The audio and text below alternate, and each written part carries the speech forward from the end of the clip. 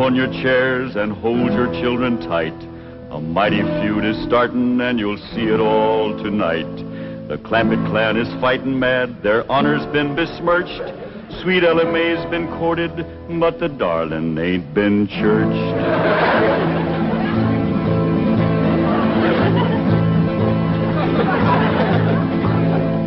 It was young Sonny Drysdale that courted her and fled. And now the Drysdale family will feel hot Clampett lead. 'Cause stranger, you don't trifle with a hillman's daughter fair, or you will face his rifle and he'll deeply part your hair.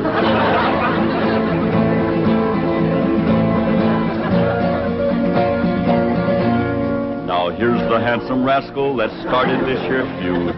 A Harvard, Yale, and Princeton man, a shifty city dude. His game was love and run away, 'cause that's the way he lives. But they don't allow such doings with their female relatives.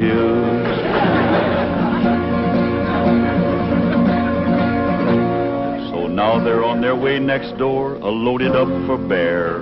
And if my name was Drysdale, I'd be getting out of there. 'Cause mountain justice does demand that when a wrong's been done, the kin of him that done it must also face a gun.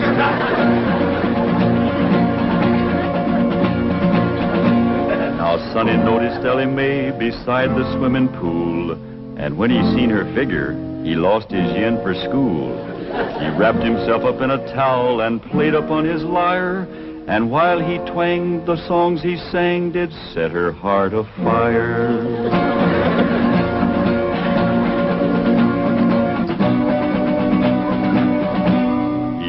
His fancy auto up and took her out to Spark, and all alone, unchaperoned, he kept her after dark. He took her in the parlor and he taught her to be grand.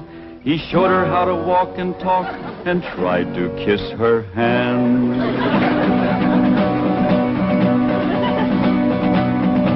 He took her to his private room to see his loving cup, and a man that wins a prize for that ain't on the up and up. He wooed her with a tango and a rose betwixt his teeth, a smiling on the outside, but a leering underneath.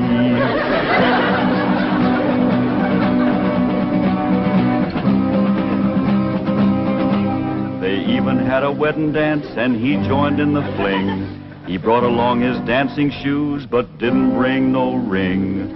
The Clampetts was a planning for a wedding in the Vale, but they was duped. He flew the coop and went running back to Yale.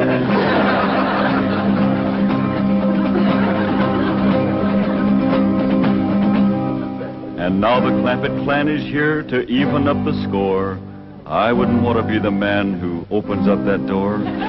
You'll have to face their fury, on revenge they are intent. And if his name is Drysdale, his life ain't worth a cent. Butler fella.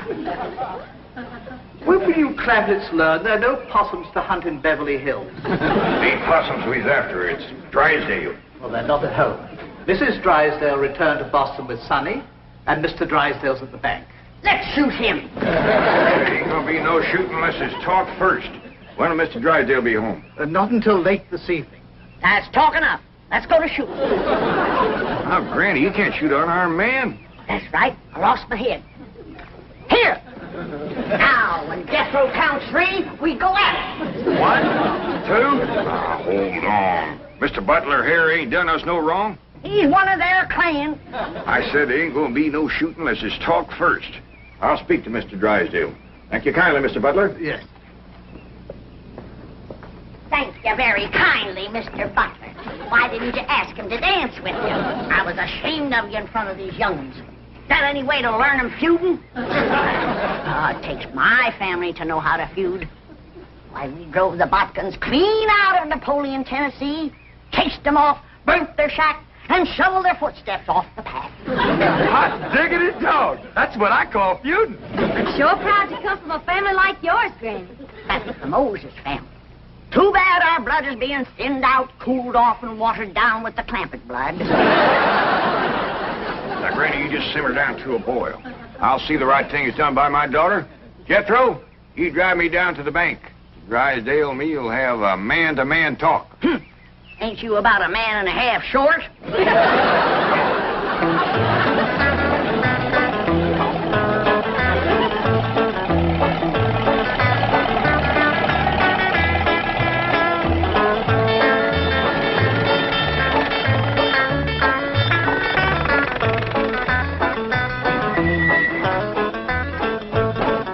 You wait here, I'll go and see Mr. Drysdale. You flush him out, Uncle Jed. I'll get him on the run. Now, who told you to bring that? Granny, she says there's got to be one fighting man in the family. You just drive around a while and cool off. Pick me up here in about a half hour. Okay, Uncle Jed.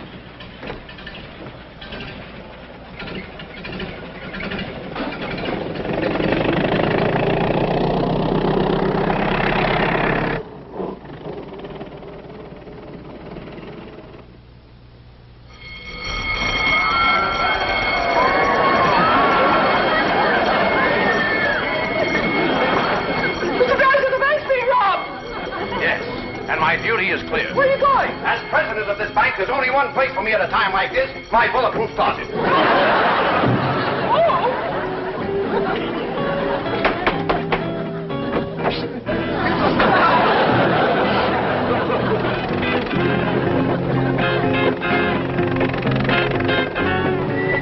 Granny! Granny! Granny! Ellie Mae! Come quick! They captured Uncle Jed! Granny! Jethro says they got Paul. Come on, Granny. The Drysdales got Uncle Jed. I dropped him off at the bank, and when I come back, they carried him off somewhere. Ambushed him, that's what it was. That butler feller. He told them he was coming, and they laid a trap for him. What'll we do, Granny? Eye for an eye and a tooth for a tooth. They took one of ours, we'll take one of them.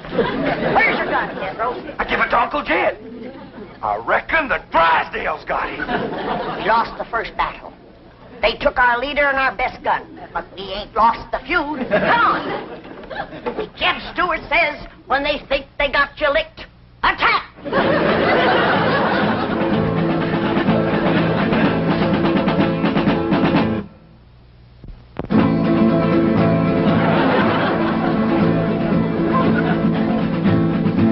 The feud is growing hot, the Clampetts lost a man. Their leader now is Granny from the Fightin' Moses clan. Granny learned her feudin' while a child on mother's knee, when the Moses drove the Botkins from Napoleon, Tennessee.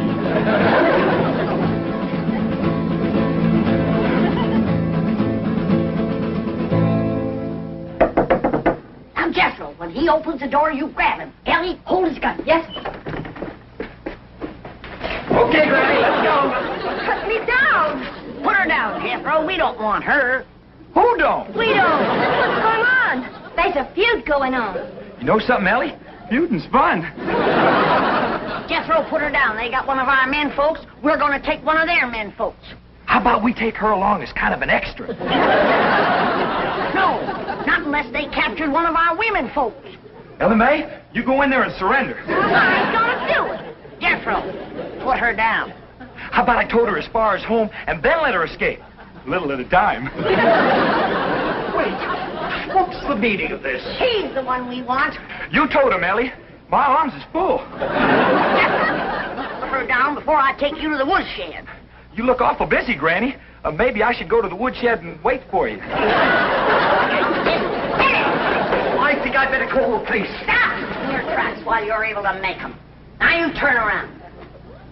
Walk towards our house. I refuse to take one step. Now, you want to walk or you want to limp? You better run in and telephone the police.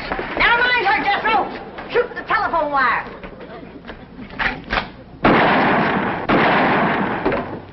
There's what's having your mind on women can do to you.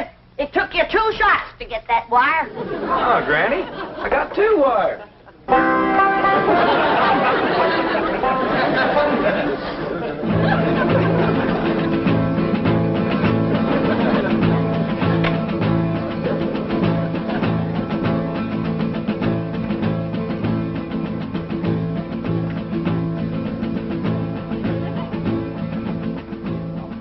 Good work, Lieutenant. You've apprehended what is obviously a very dangerous criminal. I'm coming over and personally hand the reward money to you and your men. What's that? Oh, just to you. Very well. Miss Hathaway, perhaps you'd like to drive me over to police headquarters. You're interested in psychology? I'm completely intrigued with the subject. What's the connection? The fellow who tried to rob our bank must be a complete nut. They've got 2 psychiatrists with him. What are his psychotic symptoms? He claims to have $25 million.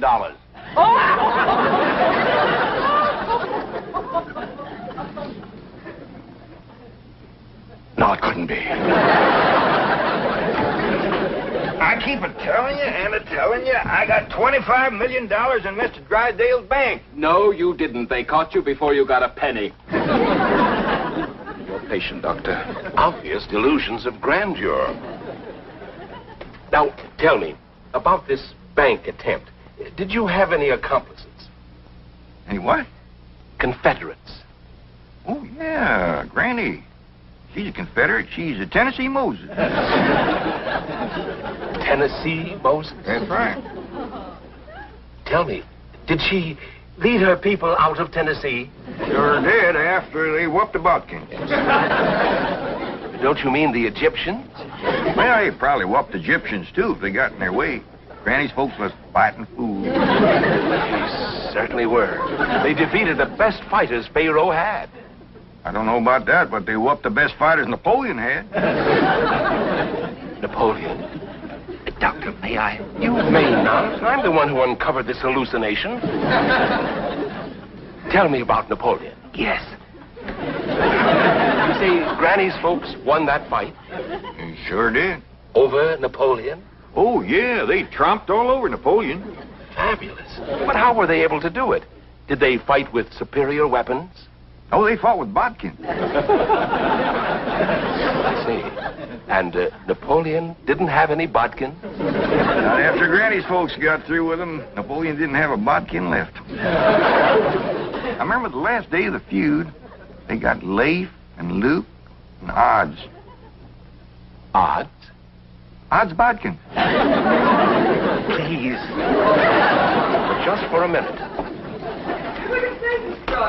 Oh, perfectly safe to look out through the bars. After all, it's... Mr. Clappett! What more? Gene, Mr. Drysdale, he sure didn't treat me very good over to your bank. My first visit, too. Let this man out of here. He's got $25 million in my bank. Open this door! Open it! Open it! Oh. Lie down, mister. Lieutenant! Lieutenant!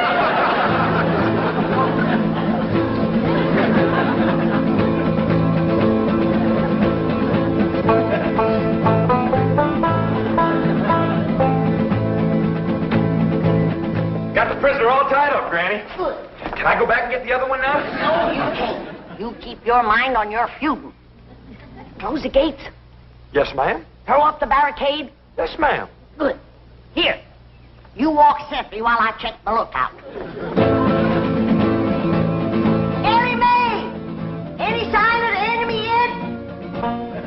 Not yet, Granny. All clear.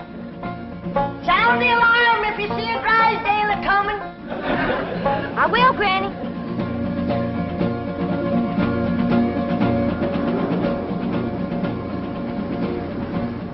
You see, all my employees are trained to be on the lookout for bank robbers, so naturally, when they saw you walk in with your rifle, their first instinct, it appeared to them that was just... Well, it was...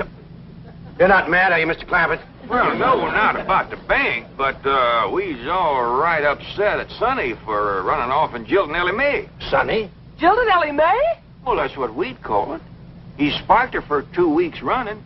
Took her driving, dancing, held her hand, kept her out past dark. Back where we come from, that's just the same as saying, will you? Provided the girl is 12 or better. Mr. Clampett, you have my word of honor. I had no idea that Ellie Mae or Ed took Sonny seriously. Now, the moment we get to your house, I'm going to telephone Sonny in Boston. Get him on the first plane, and he'll be here tonight to propose marriage to Ellie Mae. Well, now, that sure is going to smooth Granny's ruffled feathers. She's been madder than a barefoot centipede standing on a hot rock. She'll be happy when we get there. Yes, bless her sweet little heart.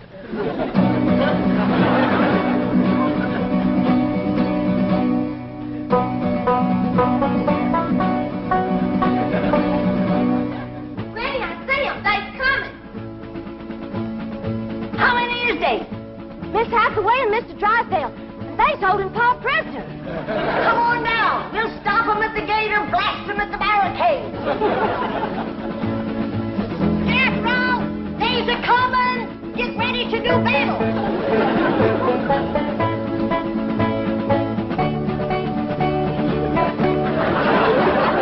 Clear your head in the presence of the stars and bars. They's getting to the gate. Take cover. Everybody inside. We'll shoot at them through the porthole.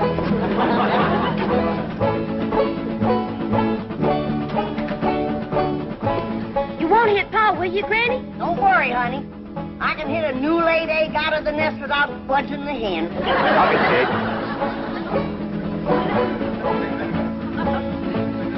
Stop where you are. Stay right there. Granny, it's me, Mr. Drysdale. I'm coming in. Let's get out of here. That's learn them Yankees who they're feuding with.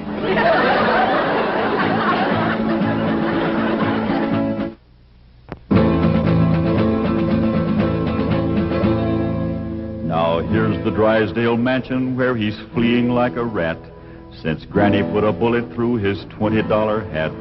But even here he can't escape the scourge of Tennessee, 'cause she's got Ellie spying from the tip-top of a tree. Granny, they took Pa over to the Drysdale's house. Come on down. We'll go get him.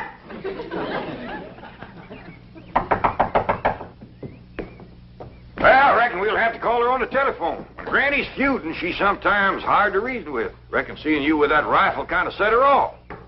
But that woman shot at me. Oh, Mr. Drysdale, she shot at your hat. If that little old woman ever goes to throwing lead at you, you'll be casting a polka dot shadow. Marie, Ravenwood, why don't you answer the door? Oh, thank goodness it's you.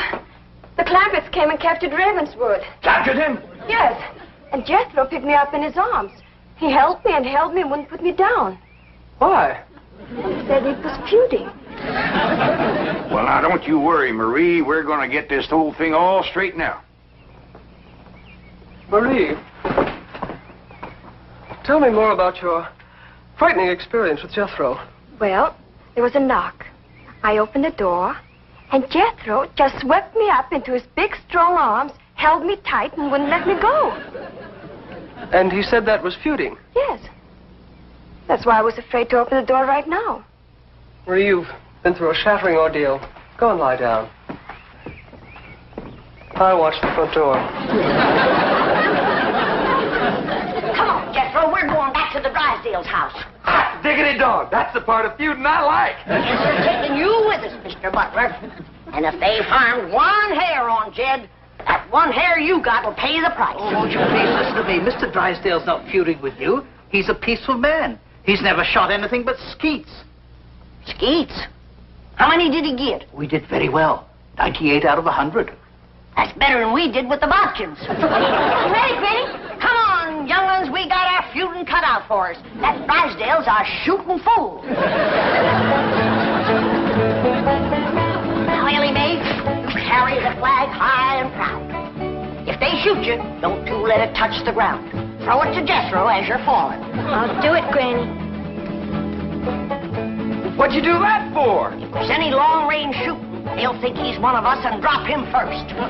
Forward, march!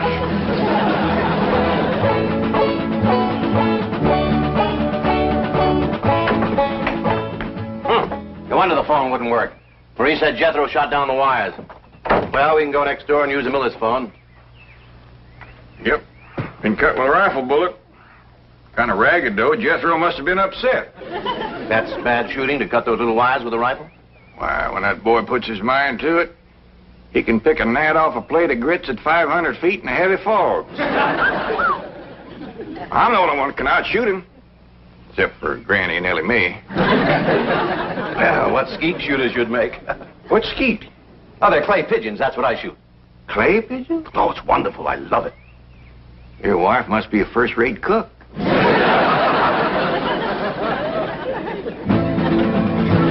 Now Here comes Granny's little band to free their leader, Jed.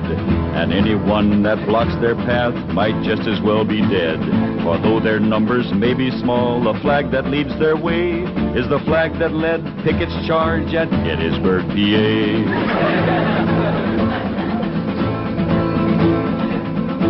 Stop for a minute. I got an idea. We'll use Mr. Butler here as a decoy, and we'll surprise him. What you mean, Granny? You knock on the door, and you yell to him inside that it's you. Then we'll rush in and we'll get Jed. And maybe somebody else, too, huh, Granny? You keep your mind on your feuding. Come on.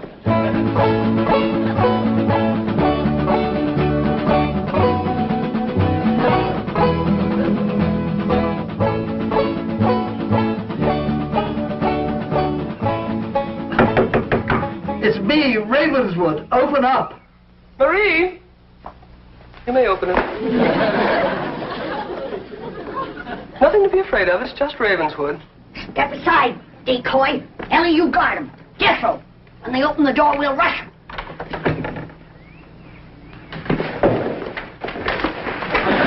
Yeah. Where's Jed? What'd you do with him? Talk fast. Oh, he's not here. He's next door with Mr. Drysdale. Search the house, Jethro. Jethro! Jethro! Yeah, Granny? Put her down. She's light as a feather. Put her down and go look for your Uncle Jed. Now go search the house. Jethro, you're unfamiliar with the place. I'll show you around. What'd you do that for? A feud is a feud. Granny, here comes Pa and Mr. Drysdale. I'll pick that varmint off like I picked a bodkin off a rail fence. Hey, what in the world are you doing? Guarding the decoy, Pa. Ravenswood, you Boston Yankee, bear your head in the presence of our flag. See, our flag? My family came from Tennessee. Mine did too. Jed, I always did like this man. Why, sure, Granny, and he's going to make Sonny do the right thing by Ellie Mae. What does that mean, Pa? Going to make Sonny come back here and marry you. I don't want to marry Sonny. You see, Granny, the whole doggone feud was for nothing. Not altogether, Jed. Why, we might never have known that Mr. Drysdale here was a fine gentleman from Tennessee. Yeah. Tell me, ever hear of the Moses family? Hear of them?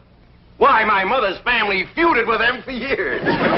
You mean your mother was a bodkin?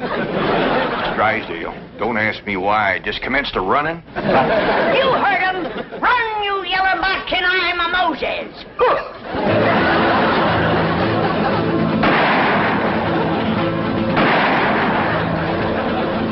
For a city feller, he sure can run.